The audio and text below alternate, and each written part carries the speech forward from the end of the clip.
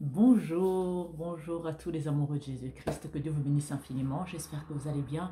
On est dimanche, dimanche 24 octobre, il fait pas très beau dehors, donc un peu gris, un peu de pluie qui tombe, donc un temps idéal pour faire des gâteaux, pour faire des beignets, être chaleureusement blotti à la maison, ou même voilà, juste regarder la télé ou sortir. Certains sont peut-être à cette heure-ci déjà à l'église, d'autres vont y aller l'après-midi. Donc, qu'importe, en tout cas, je vous souhaite une excellente journée. Je vous bénis au nom de Jésus-Christ. Aujourd'hui, on va parler juste une question. Est-ce que toi, en tant que chrétien, qu'est-ce qui t'attire vers Dieu? Plutôt sa puissance, sa présence, ou peut-être les deux? On va développer sur ça, donc plutôt la puissance de Dieu ou présence de Dieu, Donc, je vous invite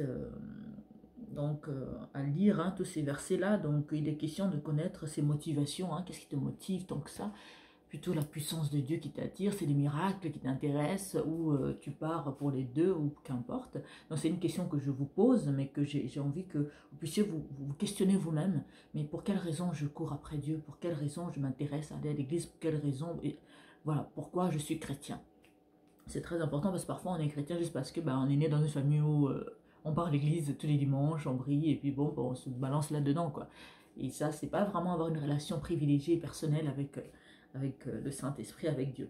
Donc je vous invite à lire 1 Roi 19, 8, 1 Roi 19, 11 à 13, Luc 24, versets 13 à 16, Luc 24, 28 à 29. Donc, je vais vous lire les deux Luc. Donc, Luc chapitre 24.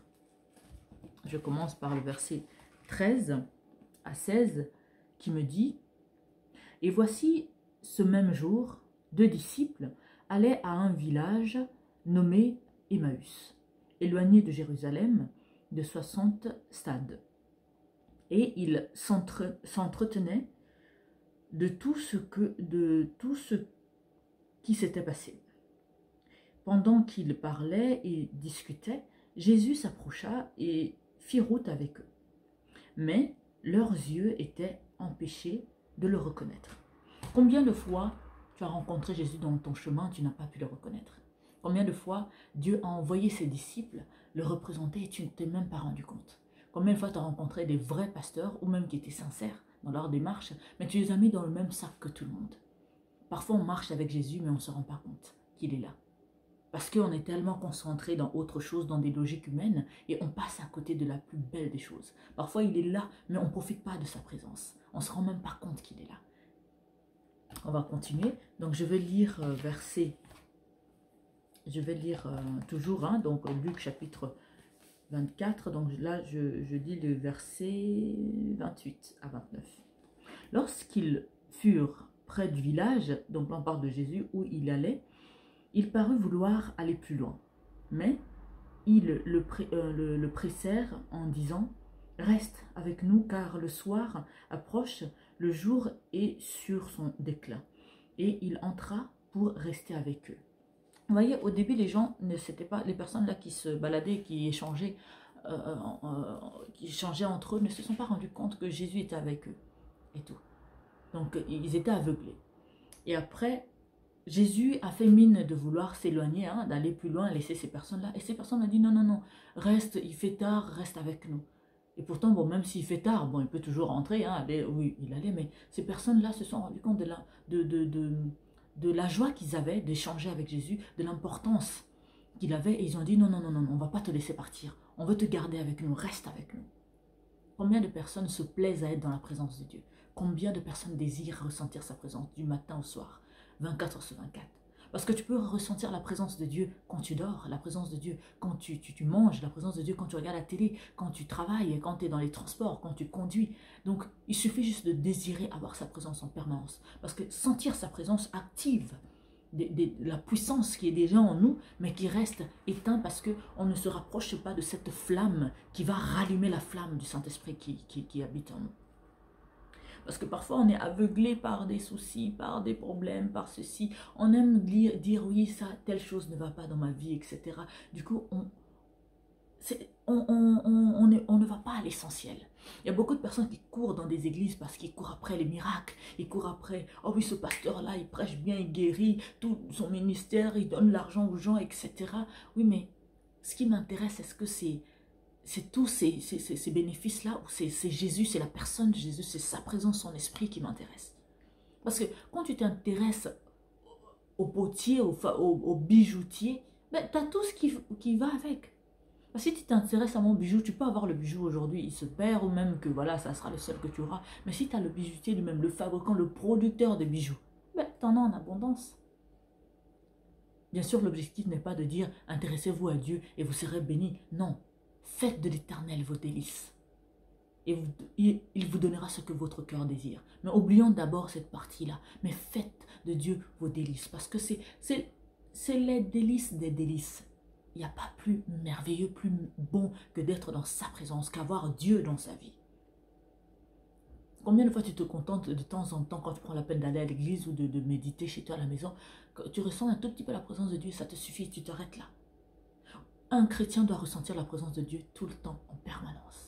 Parfois même tu peux ne pas le sentir, mais il est là. Donc il faut avoir la foi que non, Dieu est avec moi en permanence. Le Saint-Esprit est avec moi matin, midi, soir. Quoi qu'il arrive, sa présence, sa puissance, même au moment où je fais cette vidéo, je vous parle, je ressens fortement sa présence. Mais cela arrive après, d'abord il faut avoir le désir de ressentir tout le temps sa présence et travailler, cultiver cette communion-là pour avoir cette présence-là permanente, qu'elle soit naturelle. Comme quand tu ouvres un robinet, naturellement l'eau coule en abondance. Et comme quand tu l'arrêtes, ça s'arrête aussi. Alors, soyez comme ces personnes-là qui n'ont pas voulu, une fois qu'ils ont compris que c'est Jésus qui est avec nous, ils n'ont pas voulu le lâcher. Parce que ce qui sortait était sucré, était agréable. Et ils n'ont pas voulu lâcher, ils n'ont pas voulu se priver de cela. Ils ont dit, je veux rester avec toi. C'est après leurs yeux se sont ouverts, qu'ils se sont rendus compte que c'était Jésus. Et puis Jésus, il les a laissés, il est parti. Alors, ne passez pas à côté. Combien de fois Jésus est apparu dans votre vie sous forme de quelqu'un qu'il fallait peut-être aider, quelqu'un qu'il fallait peut-être conseiller, qu'il fallait soutenir, quelqu'un peut-être qui avait besoin d'aide, avait juste besoin qu'on puisse l'écouter et que vous l'avez laissé de côté. Combien de fois ce Jésus-là est venu sous forme de pasteur, sous forme de ci, de ça, et vous ne l'avez pas reconnu. Parce que quand on ne reconnaît pas son serviteur, c'est parce qu'on n'a pas une relation parfaite. On n'a pas appris à le connaître. On ne prend pas la peine d'apprendre à le connaître. C'est pour ça que quand il vient venir, on ne va pas le reconnaître. C'est comme si tu as un enfant que tu n'as jamais vu. Et tout. Le jour où il va se présenter devant toi, tu ne te rendras même pas compte. Alors, je vous invite vraiment à privilégier la présence de Dieu, à privilégier ce qui est éternel, pas le matériel qui est éphémère, mais à privilégier être avec le Seigneur. Cultiver une communion parfaite, sereine et sincère avec lui et désintéressée, parce que c'est ça le plus important. Parce qu'un chrétien qui a pour privilège le matériel, il attend seulement que je veux voir la main de Dieu dans ma vie, la main de Dieu. Mais qu'est-ce que tu fais de sa vie? Qu'est-ce que tu fais de la vie de Dieu dans ta vie? Qu'est-ce que tu fais de la vie de l'évangile, la vie de Christ dans ta vie à toi? Chose qui est plus important et plus parfait et éternellement plus intéressant que tout le reste qu'on pourra posséder dans notre vie. Alors que Dieu vous bénisse infiniment. Donc je vous laisse méditer sur c'est quoi votre motivation. Est-ce que c'est la parole? Est-ce que c'est Dieu lui-même? Est-ce que c'est l'évangile? Ou vous préférez les bénédictions, le pouvoir, tout ce qui peut vous rapporter? Parce que ce qui est plus important, c'est d'avoir la vie de Dieu en vous, avoir le Saint-Esprit qui agit en permanence et qui est là en permanence avec vous. Tout le reste suit après. En tout cas, soyez bénis infiniment. C'était l'apôtre Harmonie. Donc pour nous retrouver, donc vous avez tout, on publie actuellement tous les jours des vidéos sur Facebook, sur YouTube, pardon, oui, sur Facebook aussi, sur YouTube, donc vous tapez Centre de Gloire Emmanuel, et pour nous écrire, vous avez nos pages Facebook, Apôtre Olivier Cambola officiel, et vous avez Apôtre Harmonie. Que Dieu vous bénisse infiniment, passez une excellente journée, bon dimanche à vous, en famille, entre amis ou en solo, peu importe, mais en tout cas, soyez bénis infiniment. Je vous aime de tout mon cœur, que la joie de l'Éternel soit votre partage, et que le désir d'avoir la présence de Dieu dans votre vie en permanence soit toujours votre priorité, et non les bénédictions et autres. La bénédiction, c'est très bien, mais la présence de Dieu, c'est tout ce qu'il y a de plus merveilleux. Donc vous devez le désirer, le cultiver et le garder, comme ces personnes-là ont voulu garder Jésus avec eux parce qu'ils se sont rendus compte que c'était important que tout le reste. Soyez bénis et je vous dis à demain. Ciao.